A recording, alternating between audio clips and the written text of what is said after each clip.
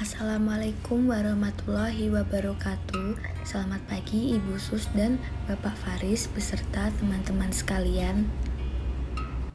Perkenalkan, saya Nabila Asti Sepia Wardani dengan NIM 140141932 presensi 21 Rombel H 2019. Saya akan mempresentasikan materi memahami perbedaan filsafat dan ilmu pengetahuan. Sebelumnya, saya akan membacakan tujuan pembelajaran. Yang pertama, mahasiswa mampu menjelaskan hakikat ilmu pengetahuan. Yang kedua, mahasiswa mampu menjelaskan objek ilmu pengetahuan. Yang ketiga, mahasiswa mampu menjelaskan kehadiran filsafat sebagai ilmu pengetahuan.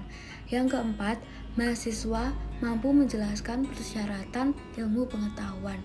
Dan yang kelima, mahasiswa mampu menjelaskan eksistensi ilmu pengetahuan. Hakikat ilmu pengetahuan. Ilmu pengetahuan adalah seluruh usaha sadar untuk menyelidiki, menemukan, dan meningkatkan pemahaman manusia dari berbagai segi kenyataan dalam alam manusia. Pengetahuan dan ilmu pengetahuan berkaitan dengan realitas. Orang yang mempelajari pengetahuan dan ilmu pengetahuan akan menelusuri realitas secara cermat. Hakikat, kenyataan, atau realitas memang bisa didekati dengan sisi ontologi dengan dua macam sudut pandang, yaitu sudut pandang kuantitatif dan sudut pandang kualitatif. Kehadiran filsafat sebagai ilmu pengetahuan. Ilmu pengetahuan pada mulanya hanya ada satu, yaitu filsafat. Akan tetapi, karena filsafat mempersoalkan kebenaran pengetahuan yang bersifat umum, abstrak, dan universal, maka wajarlah jika filsafat tidak mampu menjawab persoalan-persoalan hidup yang bersifat konkret, praktis, dan pragmatis. Oleh karena itu, muncullah berbagai jenis ilmu pengetahuan khusus dengan objek studi yang berbeda-beda. Sebagai induk ilmu pengetahuan, ruang lingkup studi filsafat mencakup semua hal yang ada atau bahkan yang mungkin ada menurut aspeknya yang mendasar berupa sifat hakikat atau substansinya. Persyaratan ilmu pengetahuan. 1. Mengenal persyaratan ilmu tentang persamaan hak dalam mencari ilmu. 2.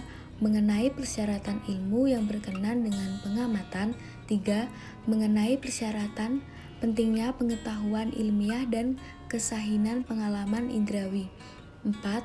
Berkenan dengan persyaratan ilmu pengetahuan. Suparlan menjelaskan bahwa yang dapat dikategorikan sebagai ilmu pengetahuan harus tercantum di dalam beberapa poin yang bersama-sama menentukan bagi adanya ilmu pengetahuan, yaitu meliputi objek, sistem, dan kebenaran. Eksistensi ilmu pengetahuan. Yang pertama ada objek. Objek merupakan sasaran pokok tujuan penyelidikan keilmuan. Objek sendiri terbagi menjadi dua, yaitu objek material dan objek formal. Objek material adalah benda-benda material atau non-material, sedangkan objek formal adalah objek yang menjelaskan pengertian arti, fungsi, dan posisi objek di dalam ilmu. Yang kedua ada metode. Metode adalah suatu cara untuk mendapatkan ilmu pengetahuan yang benar.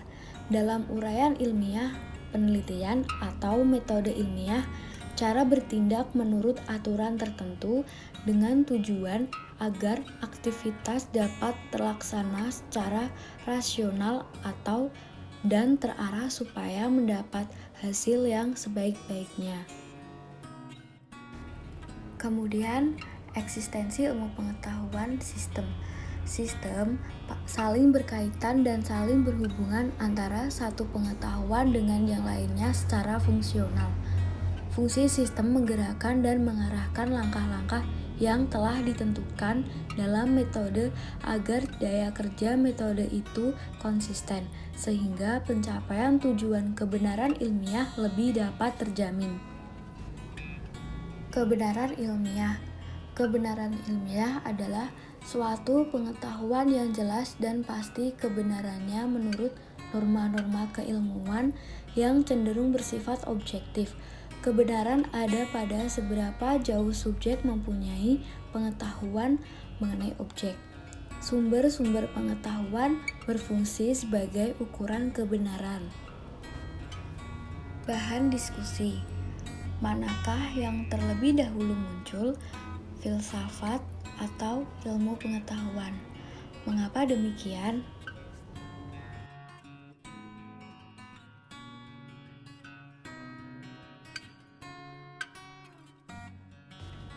Sekian dari saya, terima kasih. Wassalamualaikum warahmatullahi wabarakatuh.